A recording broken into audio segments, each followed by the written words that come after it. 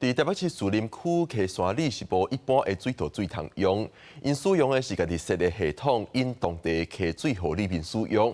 但是最近疑似发生水质污染，地数加百的里面遭白。台北市自来水事业处检验水质，发现确实有2个所在的水质无合格，按说明仔载早时加药啊消毒。不过当地里长也是希望通洗水道水的系统较安全。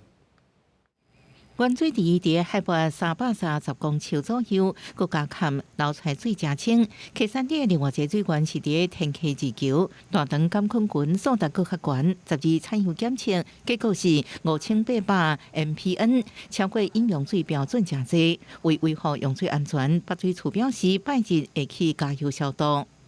我们现在初步的规划就是说，用一种滤定，好，就是加氯消毒，给它悬挂在我们的配水池里面，让它慢慢的去稀释，也不要太高啊，但是也要保持一定的这个雨量，能够确保这个管线里面的这个饮用水是安全无虞的。溪山底地势悬、地区大，用的是自来水源系统，毋是北水处相应的自来水系统。里长表示会通知里民要加油，不过也指出里内自来水净水场看到用袂到，希望市府应协助建置，保障里民的健康。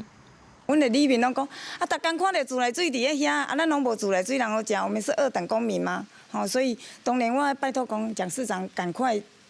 编一些经费做专案还是怎么样处理。目前用水改善补助已经提悬到1户90万，不过里长表示，8外户加起来可能也无够建设，希望台北市府应专案处理。另外，大肠杆菌超过标准，相关单位建议爱主管这项。有医师表示，为毒素耐热，加热时间爱5分钟甚至2点钟，若记录应考虑啉的水用买的。记者综合报道。